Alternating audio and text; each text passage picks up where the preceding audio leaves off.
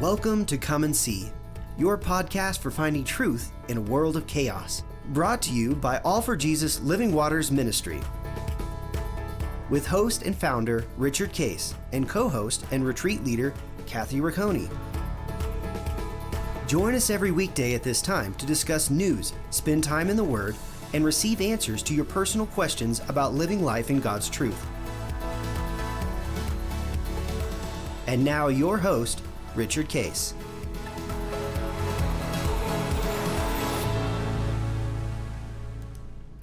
Well, good morning, Kathy. Here we are. Actually, this is going to be a Monday in June, in the June 20th. We're heading toward my birthday, actually. And last week we had our anniversary. We talked about that a little bit, Linda and my anniversary. So amazing, right? And this was 52 years? Yeah. 52, wow. 52, yeah. So it's been fun and getting funnier and funner and funnier with Linda. All of the above, Yeah, right? yeah. What a blessing, you know? It's been a blessing. And we shared last time about our retreat in Croatia, and it was certainly magnificent, and we just had a beautiful time. They're great people, great food. We went boating one day, and that was quite fun. Yeah, I saw some pictures on Facebook. They looked just stunning and absolutely beautiful, yeah. I went, they gave us a snorkel in one area, and it was by what they call the cliffs and the caves, and there's a cave that you have to actually go under the water because the rock covers it, and then you got to swim through kind of a hole to get to the other side and open up into a cave. Some people didn't go. It's I may not be able to do that if it was very small. I'm okay if it's open, but if it's a tight space, nope, not going. Yeah. And when you get on the other side, it opens up, and it was a little bit dark, so it was interesting to be in there. So it was fun. But we had a beautiful trip, and Linda and I had a beautiful time, and be able to come back and get resettled back into the United States. We had in Croatia, it was not required to have a COVID test to get in. I wondered about that. If you went through certain areas like Germany, then you had to have a test. Just it's funny, you had to literally have a test to get off the plane and get on another one. So when you guys stopped in Munich, did you have to test then in that moment? Well, we had to get the test ahead. Oh, okay. And then before we got on the plane in U.S., they verified that we had a negative test, and then you did it. And then we got it. Remember, I talked about the story of our miraculous getting on the plane. Yes. We were on Lufthansa to go to Croatia, and because of the German law, nobody else required a mask. But Lufthansa, because in Germany they required to wear a mask. Right. So we and it goes on the destination, right? Yeah. So first of all, everybody in the airport, nobody wore a mask. We're in the line to get on the plane, and nobody's wearing a mask. So we get on the plane, and then the lady says, "Well, you got to have a mask. Got to wear a mask." I said, "So," and I stopped. I said, "Wait a second. We've been in the airport with all these people, and nobody's had a mask. Right. We've been waiting outside the get on the plane with all these people, and we don't have a mask." So we get on the plane, which has, by the way, the best air filter system there is, and you're telling us we got to wear a mask. Right. I said, "Does this make any sense?" And she said, "Sir, you're in Germany. Nothing makes sense." No, my favorite one that I've heard when we've traveled recently, when we were in Turks and Caicos. If you've ever been to that airport, it's a tiny airport. Yes, yeah. And with the timing of the flights, you're packed in the airport like sardines. Yes, yeah, that's right. When it's time, I mean, you are literally, you have very few inches around you that you don't have people. And so we're in that for several hours as you're waiting for the flight. And then, as you're boarding, the announcement is, and don't forget to social distance. Yeah.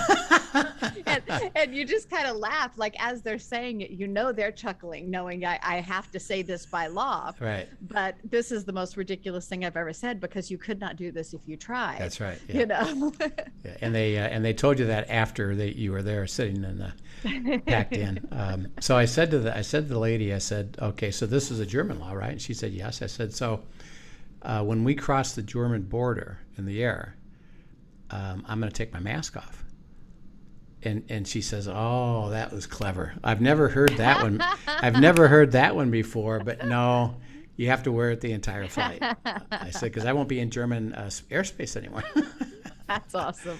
But we had to wear masks. So, on the way back, then coming to the United States still requires COVID testing. So Right.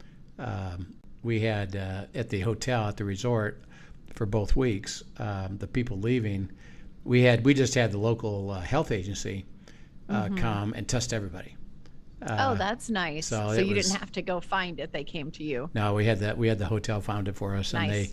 we had our gathering, in the morning, and they just came to that gathering and set up in the back and filled out the paperwork Perfect. and took the test, and then we got our results by email, so we could do it. And they advised us, even though it's electronic, they said it'd really be smart if you print it. Go to the front desk, have it printed. So we did. And fortunately, we did, because when we went to the Dubrovnik airport, they said, "Do you have proof?" I said, "Well, I have it on my phone." They said, "No, we need to see the paper." Right. Okay, so we had the paper, and they said, "Okay, you're fine." So we. Yeah. A we few made- more hassles and hoops to jump through in traveling nowadays, right? Yeah. Fortunately, though, flying back to America, we did not have to, on the long flight, did not have to wear a mask. So That's good. That was pleasanter. Yeah. Well, we've been talking about the covenant. Last time we were, we're talking about our responsibility, because remember, the covenant is an agreement. It's the agreement between God and us, and He says, "I'm always ready, prepared, and able to fill my side of the deal." And we went into the aspects of what it means that I'm going to be blessed, to be a blessing. And what he's trying to say, particularly in this day and age, is don't get frustrated or worried about circumstances, because the covenant really isn't dependent on that. It's really the kind of life I can deliver to you, and it's going to be a blessed life, not in terms of maybe even what we're used to, but rather the level of joy and excitement and peace, and the ability to enjoy life, because that's what the blessing's all about. It's not about Right. material. It's materially that you're not burdened by the material things, and you have income to be able to supply your needs, and you're not burdened by it. But it's more of the relationships and the fellowship and the opportunity to see God at work. And Right. and again, Daniel is this great example, which we'll actually get into in terms of how he did this. But he got transferred away from his country, captured by a dictator who was not a believer at all. And they were Right. so he lost all of his Jewish capability of temple worship and sacrifice and Passover and all that stuff that he lost. But because of the covenant, God says, "I can deliver to you a covenant life, different than what you're used to, but you'll still be blessed." And Daniel certainly Right. embraced that. So Yes. he actually was there for like 70, 80 years, had a very blessed life. He had tests, of course, but he enjoyed the covenant. And what we're trying to portray here is that we don't define for God the covenant; we receive it. And He says, "I'm going to bless you in ways that will be wonderful for you, and don't worry about circumstances." And we talked about surrender, waiting, being able to have hope.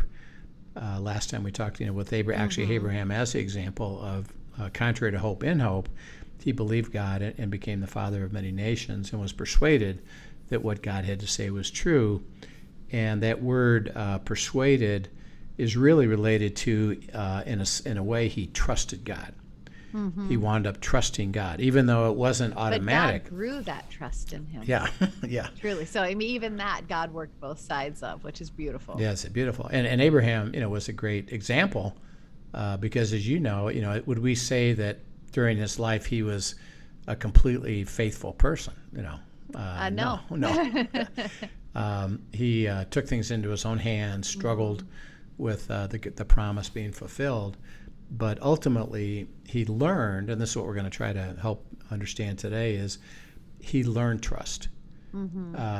It wasn't that he had to trust to experience it. He had to learn to trust.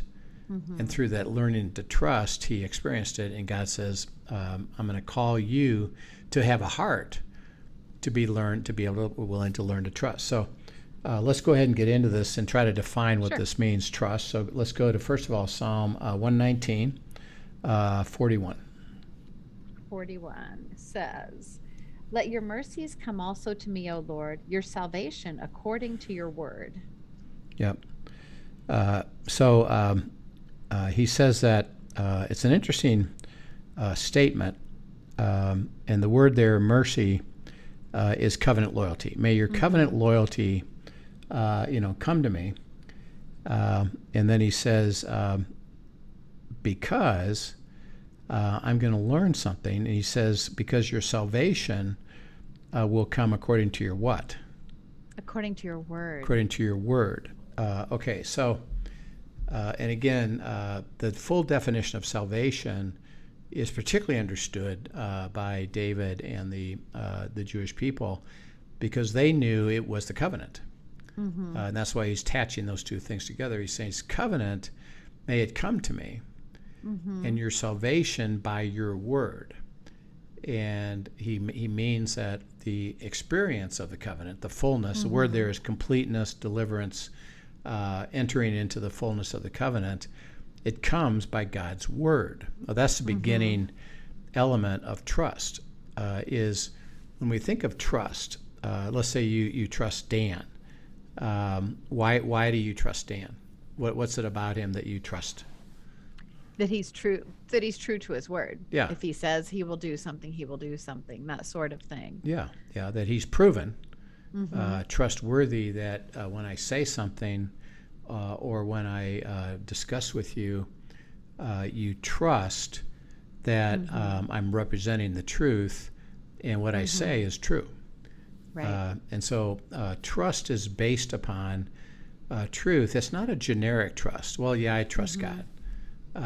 Well, he says it's really about God speaking, that because of who he is, God, I trust what he says. Because what he says translates into things that are life, which is what Abraham said, I have learned, been persuaded that what God says will happen. Right. And this is a particular struggle for a lot of us, I think, because of what we've grown up with often is some baggage that we bring in where, I know in my family there is a heritage of lies. Sure. And so that, that is something that God really had to rewire in me is, you may not have experienced trustworthiness around you, but this is who I am, and let me step you into what that looks like. Yeah. Yep. So that's something that I think a lot of us struggle with, because in this world there is not a lot of trustworthiness. No. And as you think about, because we're humans, we're self-centered, and we've grown up, around that, we get cynical. We get jaded a little bit of people's words aren't really necessarily ones that you can trust, and particularly in today's age. Right. It's what we call spin. So right now, people can literally take untruth and lie and spin it in a way that, for them, it sounds like it's believable. Right. But you find out, well, it really isn't. So the level of trust these days, right now, is even worse and worse and worse, because you find out that what people say isn't necessarily true. Right. But they represent it as truth. And so you start out by saying, I doubt if what they say is true. That's kind of what's come to. That's what's called spin, and I doubt if it's true. They tell me it's true. I'm not going to necessarily buy it as true. Only if it resonates with me. Right. By the way, and so our support default becomes distrust. Right. And often we end up applying that to God. Right. And so we have, that's something he has to work us through. Yeah. So there's one simple verse that doesn't seem like much, but it says a lot, in that may your covenant come to me, and may your salvation, the fulfillment of that covenant, be fulfilled by your word, and may I basically learn to trust that word, which again, like you say, is not that easy, partly because we get disappointed in the way we function in life, and then we see other Christians around us that pray, but nothing happens, or their life doesn't become what we can call blessed. So the question is that really true? And people, I've heard this all the time. People say, I doubt it. That Right. When I say I can guarantee you that your life can change, like I was telling those people in Croatia that we met, God can change your life. I guarantee it. Their first reaction is, I'm not sure about that. Yeah, I know. He says, as you walk into me, but you're going to have to learn to let me persuade you, to trust. Right. And it's really that come and see. It's the invitation come that and we see. Started the name of all That's of it. this. That's it. Come and see. Don't even us. What we're saying is, don't do it just because we say it. It works for us. Come and find out and learn to trust God, because He's the one that's going to deliver it to you. Right. And it's not a system, as we know. Okay, let's go to Proverbs 3, 1-15. This is a famous verse that we all know. Trust in the Lord with all your heart, lean not on your understanding. All your ways acknowledge Him, and He will direct your paths or your steps. But there's more to it than that. So read Psalm 3, 1-15. Proverbs 3, 1-15. Excuse me, Proverbs 3. That's okay. Proverbs My 3. son, do not forget my law, but let your heart keep my commands. For length of days and long life and peace they will add to you. Let not mercy and truth forsake you. Bind them around your neck. Write them on the tablet of your heart, and so find favor and high esteem in the sight of God and man. Trust in the Lord with all your heart, and lean not on your own understanding. In all your ways acknowledge Him, and He shall direct your paths. Do not be wise in your own eyes. Fear the Lord and depart from evil. It will be health to your flesh and strength to your bones. Honor the Lord with your possessions and with the first fruits of all your increase, so your barns will be filled with plenty and your vats will overflow with new wine. My son, do not despise the chastening of the Lord, nor detest His correction. For whom the Lord loves, He corrects, just as a father, the son in whom He delights.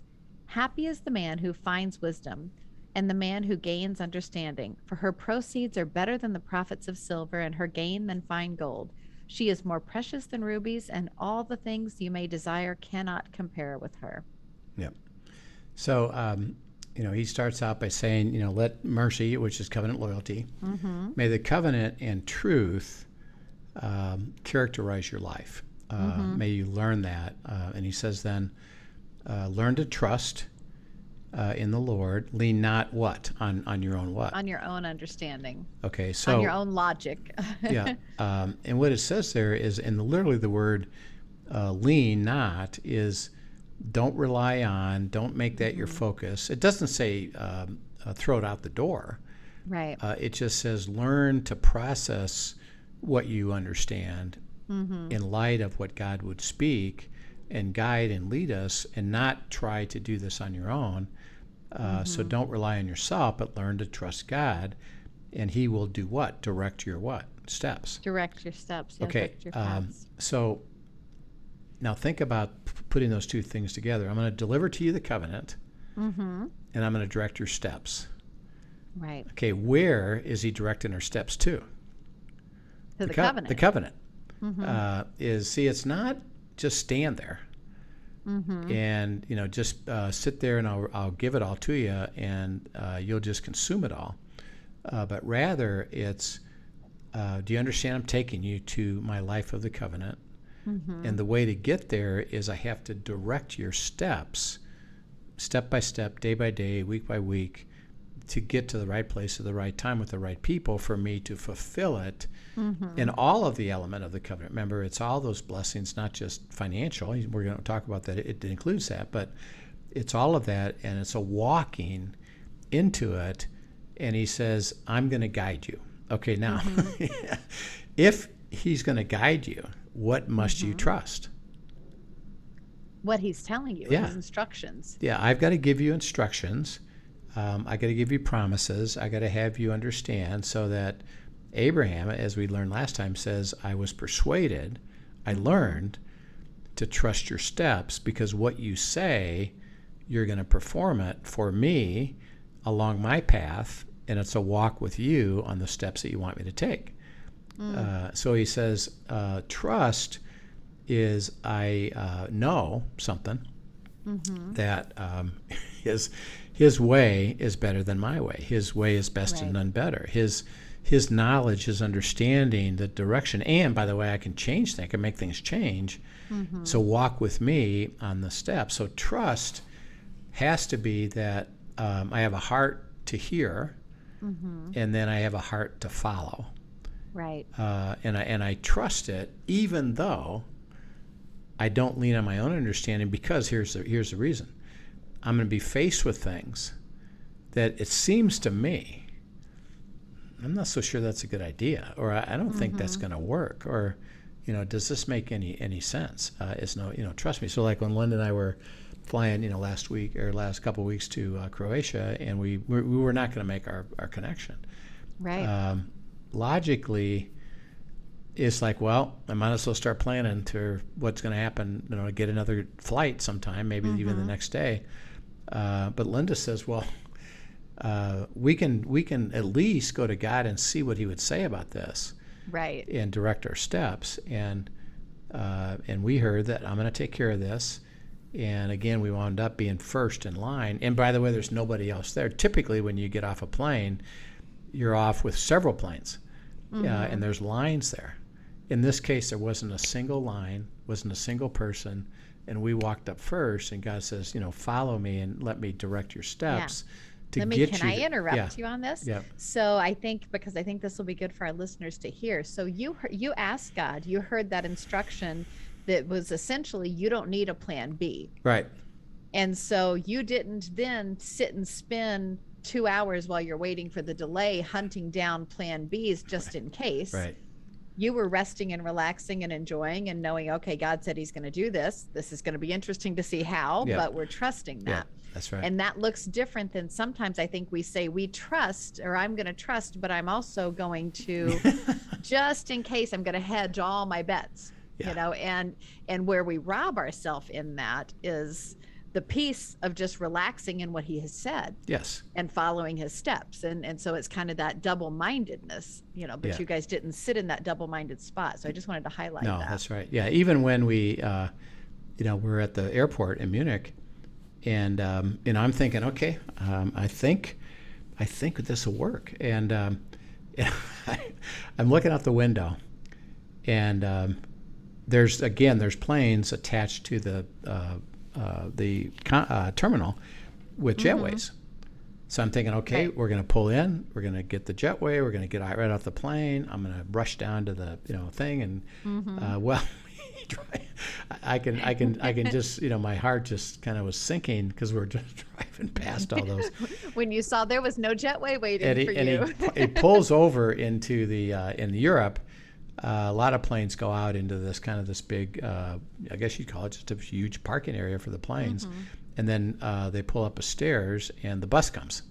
And by the way, if you get a jetway, you walk off and go. Right. Well, first of all, the stairs didn't come. They weren't there. Right. So we're standing there. I'm looking at my watch like, oh, man. I don't know. God, how are you going to do this? How's this going to work? God says, and Linda says, He says He's going to take care of it. Trust Him, and okay. So the stairs finally come. We get down. We get on the bus. Well, guess what? Everybody has to deplane to get on the bus.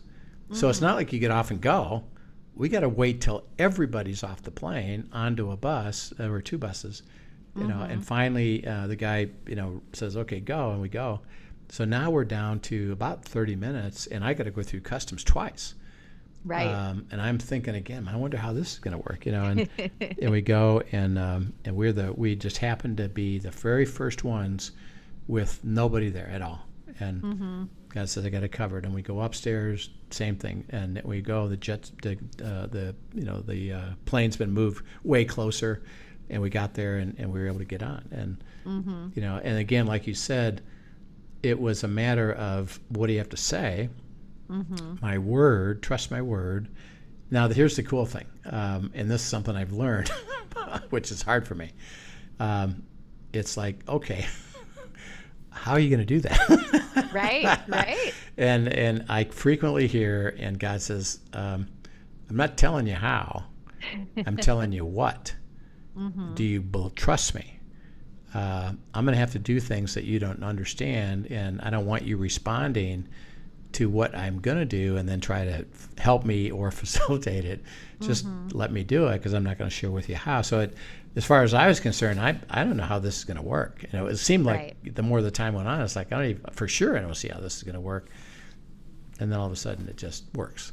It's so beautiful. So trust in the Lord with all your heart. Now he says the very next verse, and again, read verse 7 again, because people stop at 6, but 7's pretty critical. What does it say? And do not what? Be wise. It says, do not be wise in your own eyes. Fear the Lord and depart from evil. Yep.